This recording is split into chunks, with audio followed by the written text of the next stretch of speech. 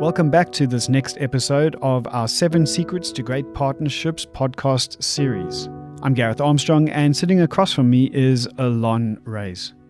In this discussion, we're talking rhythm and no blues. One of the first companies in Raiz Corp had 2 partners who sat in an office together, literally 2 desks facing each other, looking at each other every single day. As I started to work with the business to try and turn it around, I realized that there was an inconsistency in their communication. I asked them how often they met officially. And they said, well, we don't meet officially. We see each other every single day and we talk to each other all day. And as problems arise, we have a chat about it and try and resolve it there and then. I then asked them to pull out a piece of paper and a pen and to answer a couple of questions without sharing the answers with one another. I asked them what they believed were their top 3 issues. I asked them what they believed their turnover would be this year and in the next 5 years. I asked them what they believed their profitability would be at the end of this year and the end of 5 years. I asked them what their revenue line would be. I asked them what the number of employees that they believed they would have at the end of this year and at the end of the next 5 years. And to their horror and to my expectation, they got 0 correlation in terms of the answers they put down on their pieces of paper. And what I was trying to highlight there is that despite the fact that they were sitting across from one another, they were communicating about certain things but weren't communicating about all the important things for them to be aligned on. So we're talking about the 7 secrets of great partnerships. And this particular podcast is called Rhythm and No Blues. And what that talks to is the fact that in great partnerships, you've got a rhythmic meeting with your partner.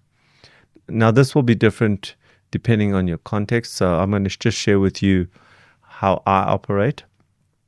But I want to underline that the frequency of my meetings and the agenda of my meetings is not necessarily what yours should be. What is important is that it's rhythmic. What's important is that it's agended. Those are the important things. So I happen to meet with my partner once a week, every Friday, from 12 to 1:30. And there we go through an agenda where we cover the whole business and we cover mainly the strategic issues, with one exception that we've got an other in the agenda where we can cover anything that might have occurred between the Wednesday and the Friday that was operational. Every Wednesday, I meet from 9:30 to 10:30 with my partner and we deal with operational issues. And the agenda is, what are the operational issues that we're dealing with this week? So every week I meet with my partner in terms of an operational meeting and a strategic meeting. Does this mean that we don't communicate with each other outside of those 2 meetings? Well, the answer is we do. We communicate with each other every single day.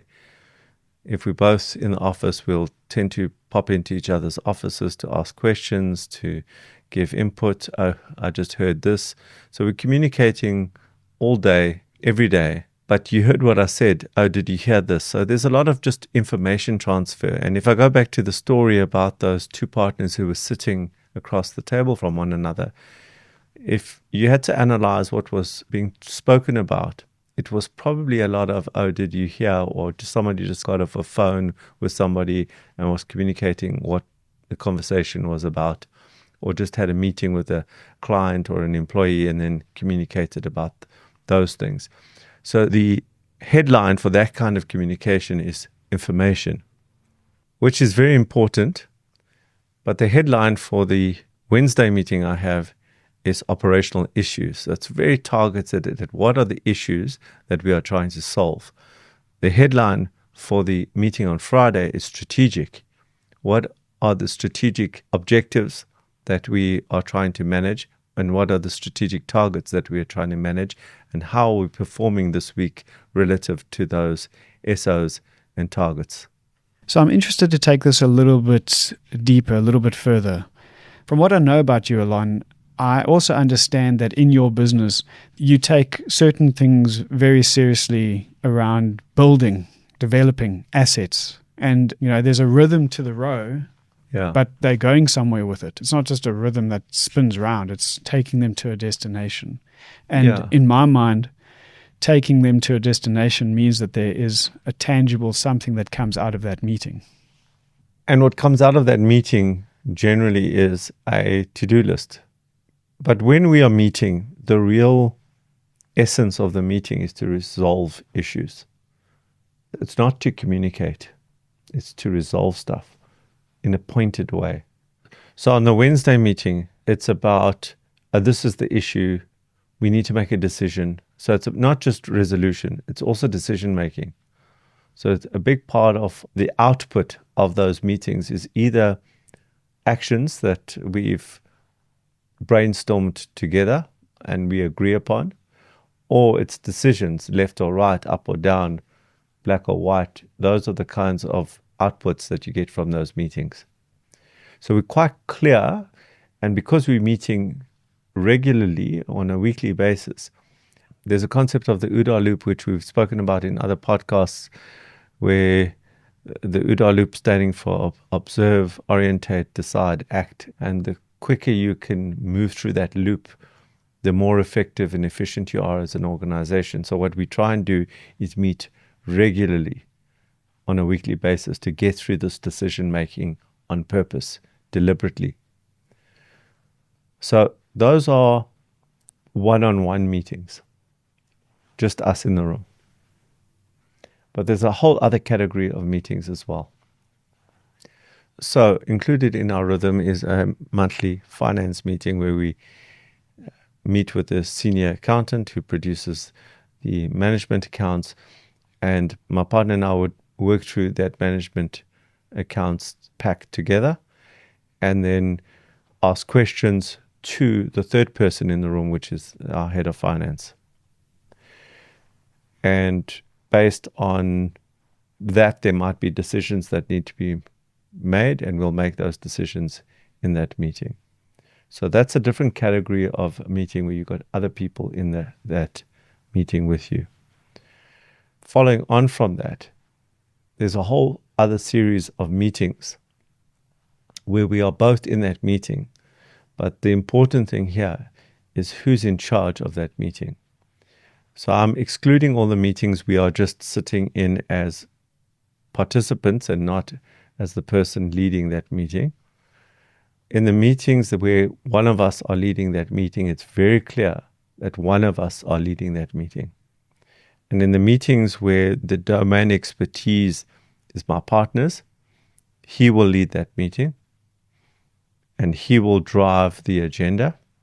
And in meetings where I am the domain expert, I will drive that meeting and I will drive the agenda. It doesn't mean that we won't contradict one another. It doesn't mean that we won't take each other on, but we know who is running that meeting. And so there's a respect in that kind of meeting. It's not like the people in the meeting don't know who to look to as to, okay, let's move to the next agenda item. So I'm just aware of the fact that where there are going to be different levels of partnership and entrepreneur here. And the big thing that I think we need to just talk to just for 30 seconds, it almost feels like it's obvious, but for some it wouldn't be that obvious, is that these meetings are associated with certain outcomes. And some partnerships are going to be so early stage and, dare I say, immature, that they're going to be saying, well, why must we meet about this? And that really tells me that they don't have direction or they don't have outcomes that they're working to. All of what we're talking about here presupposes that there's been a lot of planning, a lot of visioning, moonshots, and then taking all of that big thinking and trying to make it very practical, trying to go from strategy to execution. I follow what you're saying. So if you think about the operations meeting that we have on Wednesdays, it's a catch-all for all the issues in the business that are operational. It's not highly focused in terms of the issues in this department.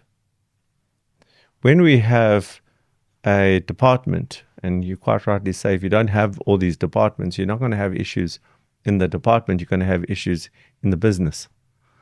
And so to have a catch-all meeting, like an operations meeting, where you cover all the different parts of the business, is very powerful. And the way that you can design that is to literally list the areas in the business that you want to cover, to make sure that you are thinking through that. As an example, you might not have a marketing department because you're doing all the marketing, or you've outsourced it to a third party. But if you've got an agenda item under operations called marketing, and you're asking the question, are there any issues in marketing?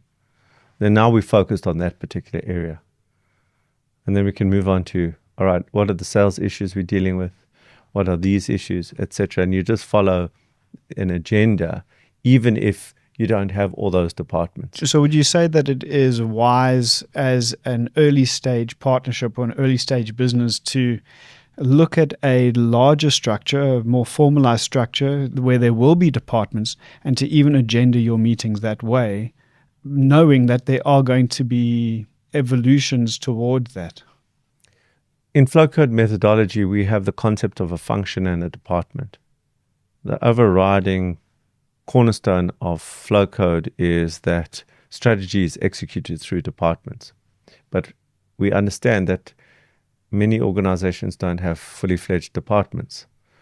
So the equivalent is through functions, and understanding that one person might have 3 or 4 functions in the business. And it's to identify those functions and then bring those functions into both operational and the strategic meeting that you have. The messaging that I want to get across strongly is that you split that into 2, that there's an operational meeting which is dealing with what are the issues we're having, and the strategy meeting is how are we meeting our objectives for this function, for the marketing or for the sales or for the operations. What have we built in the last week?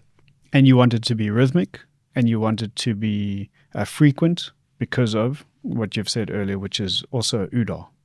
Correct. And especially when the business is starting out and is highly operational, it's more imperative that you have high frequency, highly targeted meetings.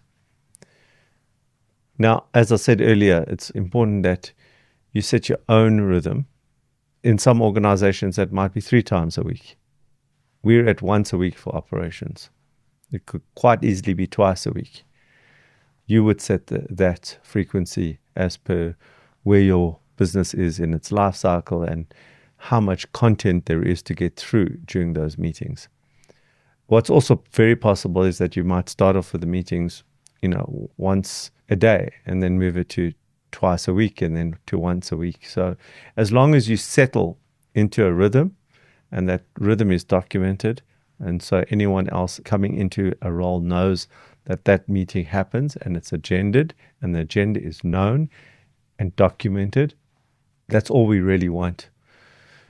What is also very important for me, especially in the early stages, is that agenda will often morph and evolve. It's important to keep that agenda relevant to where you are in the business life cycle. It's also important that agenda is alive to external environmental movements such as new technology. So I know, for example, we're bringing in AI as an agenda item into our strategy meeting. Is how are we thinking about AI in the organization? Okay, let me see if I can summarize. You tell me what I've missed.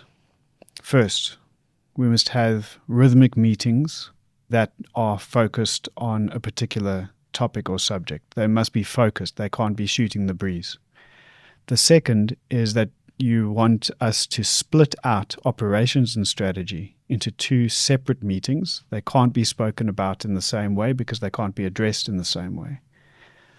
The third, agendas, and agendas that suit our context and suit the stage of the business in its life cycle. And I'm missing the fourth. What's the fourth again, please? The fourth is that there are two categories of meetings, which is one is the one-on-one and one is with others. And I remember the fifth. It's where we are meeting with external parties in that second category of meetings that you've referred to, that we allow the person with domain experience and knowledge to lead the meeting in spite of the fact that we feel like we might be the senior partner, for example. But domain experience trumps in those kinds of meetings. Is that correct? That's 100% correct. Thank you, Allon Raiz, CEO of Raiz Corp. And we'll be with you again when we reveal the next secret of the 7 secrets to great partnerships. I'm Gareth Armstrong. See you then.